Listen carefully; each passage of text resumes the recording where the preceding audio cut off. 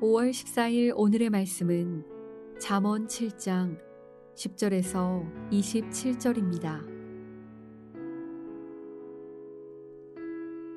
그때에 기생의 옷을 입은 간교한 여인이 그를 맞으니 이 여인은 떠들며 완악하며 그의 발이 집에 머물지 아니하여 어떤 때에는 거리, 어떤 때에는 광장, 또 모퉁이마다 서서 사람을 기다리는 자라. 그 여인이 그를 붙잡고 그에게 입맞추며 부끄러움을 모르는 얼굴로 그에게 말하되 내가 화목제를 드려 서원한 것을 오늘 갚았노라. 이러므로 내가 너를 맞으려고 나와 네 얼굴을 찾다가 너를 만났도다. 내 침상에는 요와 애굽의 문이 있는 이불을 폈고 모략과 침향과 계피를 뿌렸노라. 오라, 우리가 아침까지 흡족하게 서로 사랑하며 사랑함으로 희락하자. 남편은 집을 떠나 먼 길을 갔는데 은 주머니를 가졌은즉 보름날에나 집에 돌아오리라 하여 여러 가지 고운 말로 유혹하며 입술에 호리는 말로 꿰물어 젊은이가 곧 그를 따랐으니 소가 도수장으로 가는 것 같고 미련한 자가 벌을 받으려고 쇠사슬에 매이러 가는 것과 같도다. 필경은 화살이 그 간을 뚫게 되리라. 새가 빨리 그물로 들어가되 그의 생명을 잃어버릴 줄을 알지 못함과 같으니라. 이제 아들들아, 내 말을 듣고 내 입의 말에 주의하라. 내 마음이 음녀의 길로 치우치지 말며 그 길에 미혹되지 말지어다. 대저 그가 많은 사람을 상하여 엎드러지게 하였나니 그에게 죽은 자가 허다하니라. 그의 집은 스올의 길이라 사망의 방으로 내려가느니라.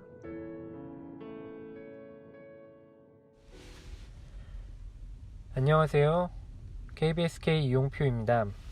오늘 본문 말씀은 어제 본문 말씀과 함께 음녀가 어떻게 젊은이를 유혹하고 그 젊은이가 유혹에 빠지는지를 아주 구체적으로 묘사하고 있습니다.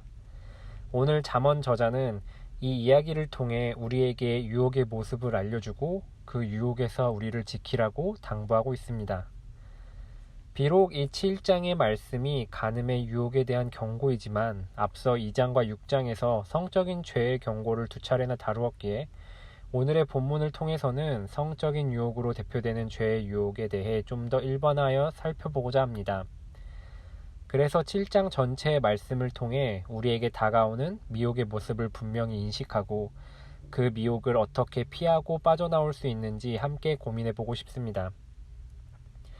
우선 어제 본문을 통해 알 수 있는 유혹의 첫 번째 모습은 우리에겐 유혹에 취약한 시간과 장소가 있다는 사실입니다. 어제 본문 마지막에서 젊은이는 음녀의 골목 모퉁이로 가까이 가게 되고 음녀와 마주하게 됩니다. 젊은이가 의도적으로 그쪽으로 갔는지 아닌지는 중요하지 않습니다. 그 미혹의 시작이 미혹당할 수 있는 곳에 노출됨으로써 발생한다는 사실이 중요합니다. 그리고 그 유혹당하는 시간은 저물때, 황혼때, 깊은 밤, 흑암중이라는 세 개의 다른 표현으로 강조되고 있지만 결국 빛이 없고 어둠으로 가득 차 있는 시간을 의미합니다. 어쩌면 이 시간은 자신의 은밀한 욕망을 드러내어도 자신 말고는 아무도 모를 것이라고 착각하게 만드는 시간일 것입니다. 어둠 속에 있는 그 순간을 우리는 타인의 시선을 의식하지 않는 은밀한 자신만의 시간으로 여기기 때문입니다. 따라서 우리는 죄의 유혹에 노출되는 장소와 시간을 의도적으로 피함으로써 죄의 유혹으로부터 멀어질 수 있을 것입니다. 그러나 우리는 유혹이 결코 수동적이지 않다는 사실을 간과해서는 안 됩니다. 우리가 유혹에 취약한 시간과 장소만 피한다고 해서 유혹에 빠지지 않는 것은 결코 아니기 때문입니다. 음녀의 모습처럼 죄의 유혹은 적극적으로 유혹의 대상을 찾아다닙니다. 어떤 때는 광장에 또 모퉁이마다 서서 그곳으로 오는 사람을 기다리며 유혹의 대상을 물색합니다. 죄의 유혹은 결코 가만히 그 자리, 그 시간에만 존재하지 않습니다. 끊임없이 우리를 호시탐탐 노리고 있습니다. 우리가 빈틈을 보이고 취약해지는 그 순간을 기다리고 있는 것입니다. 그러면 우리는 언제 취약해지는 것일까요? 저는 우리가 하나님에 대한 인식을 잃어버릴 때 우리가 유혹에 취약해진다고 생각합니다. 하나님이 없는 것처럼 착각하는 그 순간, 아무도 나의 은밀함을 보지 못할 것이라고 생각하는 그 순간, 죄는 우리를 집어삼켜 버릴 것입니다. 그렇기에 우리는 끊임없이 하나님을 인식하는 삶, 하나님을 경외하는 삶을 살아야만 죄의 유혹에 빠지지 않을 수 있을 것입니다.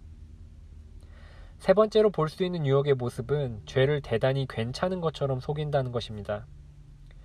유혹은 죄의 모습을 부끄러워하기는커녕 아주 당당하고 뻔뻔하게 드러냅니다. 음녀가 젊은이를 붙잡고 입맞추며 부끄러움을 모르는 얼굴로 미혹시키는 모습처럼 말입니다. 이렇게 뻔뻔한 모습으로 마치 유혹당하는 자가 그 죄의 모습이 자연스럽고 괜찮은 것처럼 인식하게 만듭니다. 마치 음녀가 사랑이라는 좋은 말로 간음의 행위를 둔갑시키므로 젊은이가 유혹에 빠져 범하는 죄의 모습을 정당화하도록 돕는 것처럼 말이죠. 따라서 우리는 현혹하는 소리에 속지 않기 위해 죄의 모습을 분명히 분별할 수 있어야 할 것입니다. 이를 위해 우리는 하나님의 말씀이 삶의 기준이 되도록 끊임없이 듣고 그것을 새기고 붙들고 또 지키기 위해 노력해야 할 것입니다. 마지막으로 유혹은 죄를 행할지라도 결코 그 행위자에게 해가 없을 것이라고 속입니다.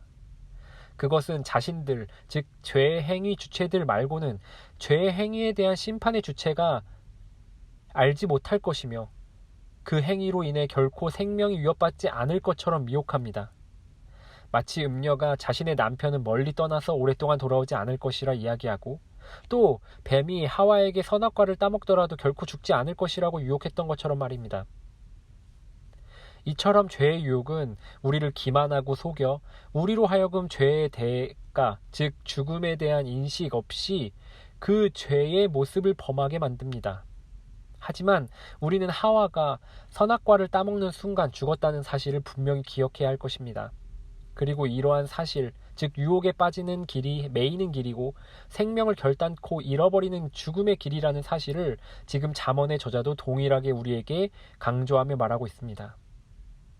따라서 우리가 죄에 미혹당하지 않기 위해선 우리의 죄의 대가가 죽음이라는 사실을 분명히 인식하여야 할 것입니다. 지금까지 잠언 7장의 말씀을 통해서 우리는 유혹의 모습을 살펴보고 이 유혹으로부터 자신을 지켜내기 위해 우리가 어떻게 할 수 있는지 함께 살펴보았습니다.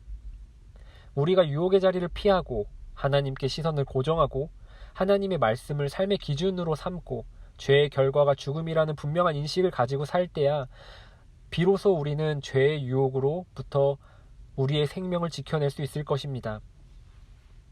하지만 우리가 아무리 노력하고 열심을 다한다 할지라도 우리는 우리 안에 있는 근원적인 죄의 문제로 인해 다시 유혹에 빠지기도 하고 또 넘어지기도 할 것입니다. 그렇기에 우리는 가장 중요한 한 가지 사실을 잊어서는 안 될 것입니다. 우리는 예수님께서 십자가 위에서 흘리신 보혈과 부활로 말미암아 우리가 싸우고 있는 이 유혹과의 투쟁에서 이미 승리했다는 사실을 말입니다. 그렇기에 우리가 좌절과 낙심이 아닌 기쁨으로 끊임없이 다시 일어서서 죄에 맞선 투쟁을 할 수 있는 것입니다. 그 무엇보다도 이 한 가지 사실만이 우리를 이 유혹에 대한 투쟁에서 유일하게 그리고 궁극적으로 승리케 할 수 있을 것입니다. 기도하시겠습니다. 하나님 아버지 감사합니다. 우리에게 끊임없이 죄의 유혹이 다가오지만 우리를 지켜주시고 오늘도 보호해 주시는 주님을 찬양합니다. 우리는 연약하여 너무나도 쉽게 이 유혹과의 투쟁 속에서 넘어지고 낙심합니다. 하지만 주님, 예수 그리스도의 보혈로 말미암아 우리가 이 투쟁에서 이미 승리했음을 잊지 않게 해주시고 이 투쟁에서 만신창이가 될지라도 포기하지 않고 즐거이 이 전쟁에 참여하게 해주세요. 그 복음의 진리 위에서만이 우리가 유혹의 자리를 피하는 노력도 또한 하나님께 시선을 고정하는 것도 하나님의 말씀을 삶의 기준으로 삼는 것도 죄의 결과가 죽음이라는 분명한 인식을 가지고 살아가는 것도 이 모든 것이 가능하여짐을 깨닫습니다.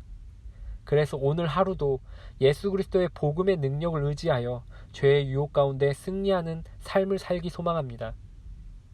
우리를 사랑하심으로 죄 가운데 구원하시고 다시 살리신 유일한 우리의 구원자 예수 그리스도의 이름으로 기도드립니다. 아멘.